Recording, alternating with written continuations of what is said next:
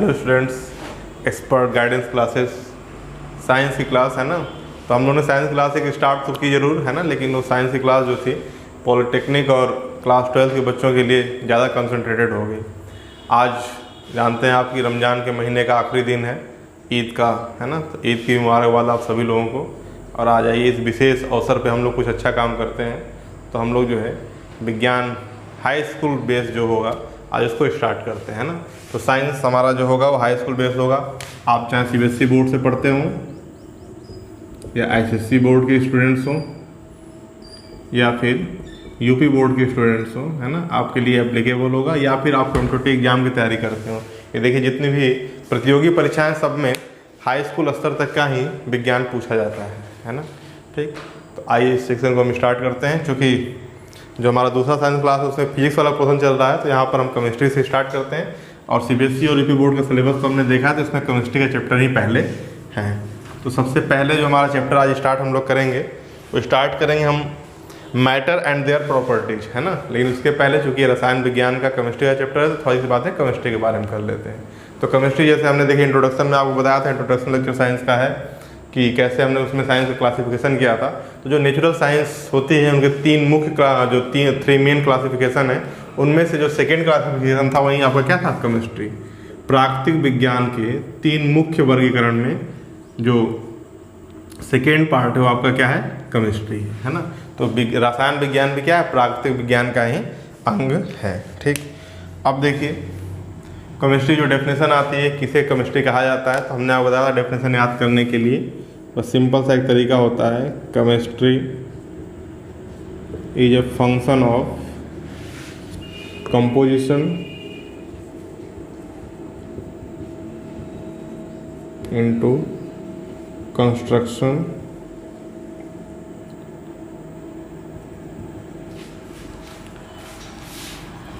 Properties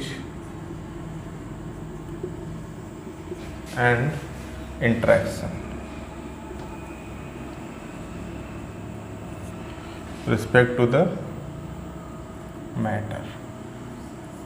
ठीक, तो जो आपका है ना केमिस्ट्री है वो क्या है, मैटर माने द्रव्य, है ना। तो किसी भी द्रव्य के, है ना, या पदार्थ के कंपोजिशन यानी कि संगठन किससे मिलकर के वो बना है। संरचना, कंस्ट्रक्शन मीन्स संरचना। प्रॉपर्टी मीन्स क्या होता है, गुण धर्म, गुण धर्म। और इंटरेक्शन माने अन्योन क्रिया, अन्योन क्रिया, है ना। ऐसी क्रिया जिसमें क्रिया करने वाले जिसके साथ क्रिया हो रही दोनों एक साथ, दोनों एक दूसरे के कारण बनते हैं, तो उसको हम लोग अन्योन क्रिया बोलते हैं। तो विज्ञान की वह शाखा जिसके अंतर्गत हम जो है द्रव्य के संगठन, संरचना व उसके गुणधर्म तथा उनके मध्य होने वाली अन्योन क्रियाओं का अध्ययन करते हैं, उसे हम रसायन विज्ञान कहते हैं, है ना। तो ये चार जो इम्पोर्टेंट टर्म है किसके लिए, मैटर यानी कि द्रव्य के लिए, वो आपको याद करना पड़ेगा, है ना। मैटर को ही हिंदी में हम द्रव्य बोलते हैं। ठीक, तो रसायन विज्ञान क्या है बेटा, रसायन विज्ञान विज्ञान की वह शाखा है ना जिसमें हम जो है पदार्थ के संगठन, संरचना, उनके गुणधर्म और उनके मध्य होने वाली अन्योन क्रियाओं का अध्ययन करते हैं, उन्हें हम रसायन विज्ञान कहते हैं। ठीक, यह रसायन विज्ञान में जो शब्द है आपका, आप जानते हैं मिस्र देश है ना, वर्तमान समय में, पहले से ग्रीस बोलते थे, तो वहाँ से आया। वहाँ पे एक वर्ड यूज होता था कीमिया, जिसका अर्थ होता था काली मिट्टी, काली मृदा, है ना। तो वहाँ से कहीं मतलब कीमिया शब्द से केमिस्ट्री शब्द आपका जनरेट हुआ। ठीक है, ये कौन सी भाषा का शब्द है, ग्रीक भाषा का। ठीक, एक और आपका जो फैक्ट बनता है वही बनता है कि father of the modern chemistry, है ना। तो father of the modern chemistry यानी कि रसायन विज्ञान के जनक, रसायन विज्ञान के जनक कौन है, रसायन विज्ञान के जनक, है ना। तो आपको मैंने बताया था लेवोसियर। ठीक है, इनका पूरा नाम है एंटोनी लेवोसियर। ये फ्रांस के रहने वाले थे, है ना, फ्रेंच साइंटिस्ट थे। ठीक, एंटोनी लेवोसियर, ये आधुनिक रसायन विज्ञान के इनको जनक माना जाता है। ठीक है, ये तो हो गया बेसिक लेवल पर। अब आइए जो केमिस्ट्री स्टार्ट होती है, यानी जो सारा खेल हो किसका, द्रव्य का है। तो आइए इस द्रव्य से हम इंटरेक्ट होते हैं। अच्छा एक चीज़ और है, स्टडी के बेस पे है ना, मतलब अध्ययन हमारा आसान हो इसके लिए हम केमिस्ट्री को भी क्या करते हैं, क्लासीफाई कर देते हैं। केमिस्ट्री को भी पुनः जो है 3 भागों में क्या किया गया, वर्गीकृत किया गया। वो 3 भाग कौन कौन से हैं? तो सबसे पहला physical chemistry, PHYSICAL, physical chemistry, इसको हिंदी में कहते हैं बेटा भौतिक रसायन, है ना। पहला पार्ट तो ये हो गया। दूसरा पार्ट होता है आपका ऑर्गेनिक केमिस्ट्री, ऑर्गेनिक केमिस्ट्री, है ना, इसको हम लोग बोलते हैं कार्बनिक रसायन, ठीक। और तीसरा होता है आपका इनऑर्गेनिक, है ना, क्योंकि स्टडी करने में असुविधा न हो, ठीक, इसलिए इसको भी 3 भागों में बांटा गया।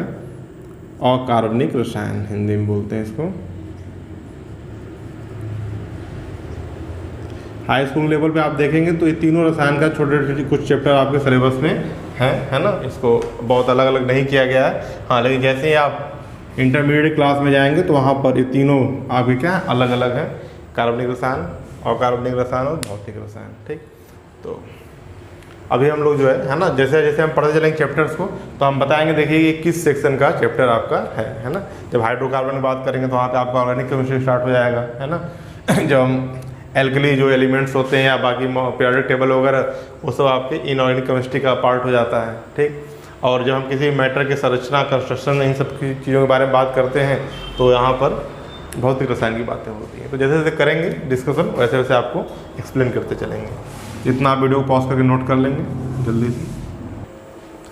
आइए तो हम अपना पहला चैप्टर जो स्टार्ट करते हैं ना, द्रव्य एवं उनके गुण।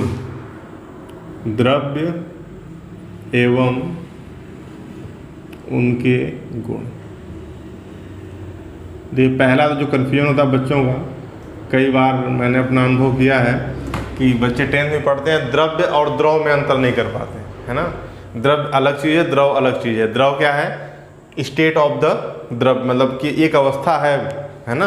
द्रव्य का मतलब होता है पदार्थ से, किसी भी वस्तु से, है ना, उसे हम द्रव्य बोलते हैं। हाँ, द्रव्य की अवस्थाएं जो साधारण अवस्थाएं 3 होती हैं, ठोस, द्रव, गैस। तो उसमें लिक्विड एक स्टेट होता है, वो द्रव होता है, और ये क्या है? द्रव्य है, ठीक है। इसको इंग्लिश में बोलते हैं मैटर, है ना।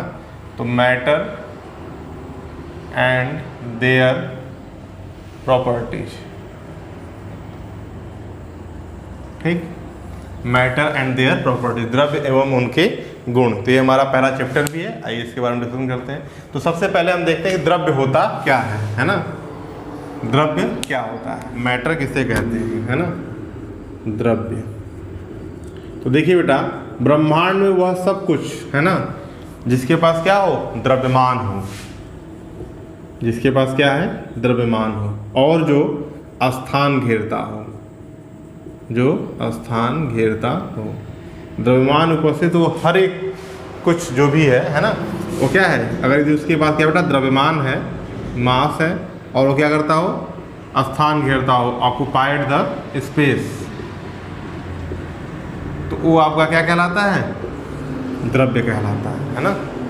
तो ये डेफिनेशन आपको याद होनी चाहिए कि ब्रह्मांड में उपस्थित इस यूनिवर्स में जो कुछ भी है ना, ठीक, जिसके पास क्या हो? मास हो, और वो क्या है? स्पेस को कवर करता हो, तो आपका द्रव्य कहलाता है। एक चीज़ तो ये हो गया, है ना।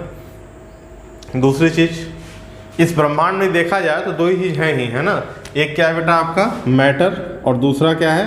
एनर्जी। तो ये जो दूसरी रिवर्स डेफिनेशन आती है कि ब्रह्मांड में वह सब कुछ जो ऊर्जा नहीं है, वो क्या है? आपका द्रव्य है ना। ब्रह्मांड में वह सब कुछ जो ऊर्जा नहीं है, वो क्या है? आपका द्रव्य है, ठीक। इस तरीके से भी आप इसको बता सकते हैं, है ना। तो इसको आप नोट कर लेंगे। इसी तरीके से पॉइंट आउट कराते चलेंगे, चीज़ों को समझाते हुए चलेंगे। बहुत लिखवाने के चक्कर में नहीं पढ़ना है, ठीक है। आप सुन करके लिख सकते हैं जो लिखना होगा आपको, जो जरूर समझ में आए। तो एक बार फिर से डेफिनेशन हम बता दें, ब्रह्मांड में वह सब कुछ है ना जिसके पास क्या है? द्रव्यमान है, और जो स्थान घेरता है आपका द्रव्य कहलाता है। जल्दी से इसे आप नोट कर लीजिए। तो आइए नेक्स्ट डिस्कस करते हैं द्रव्य का भौतिक स्वरूप, है ना। द्रव्य का भौतिक स्वरूप।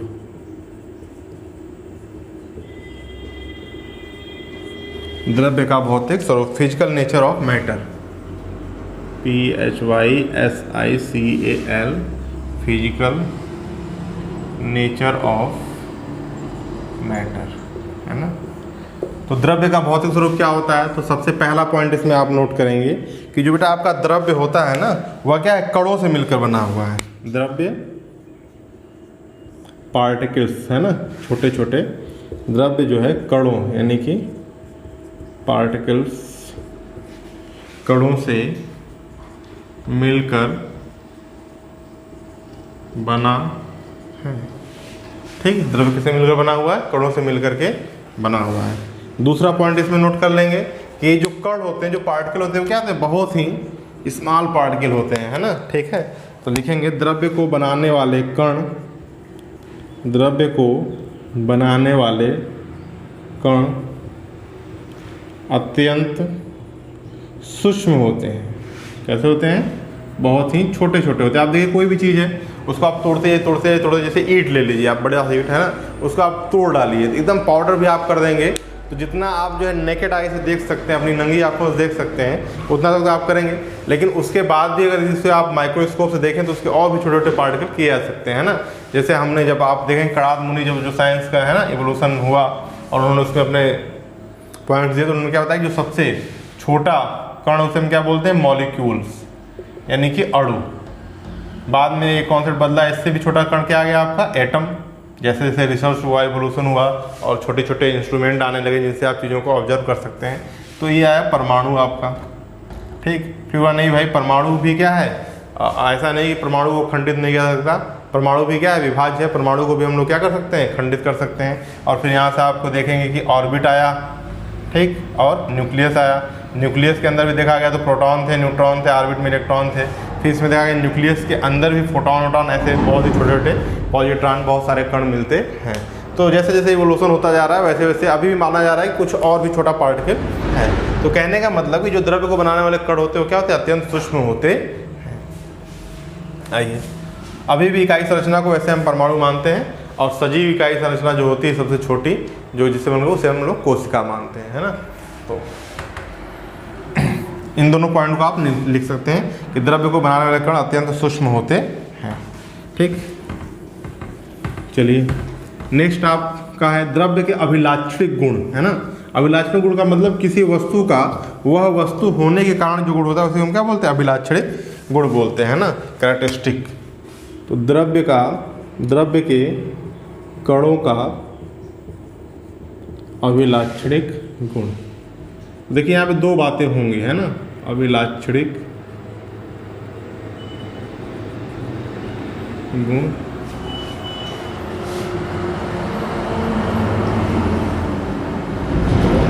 Characteristics of particles of matter, है ना। तो सबसे एक पहला पॉइंट क्या है कि जो बेटा आपका द्रव्य है ना, तो द्रव्य के कणों के मध्य स्पेस होता है ना, जैसे बोलते हैं रिक्त स्थान। द्रव्य के कणों के मध्य रिक्त स्थान होता है।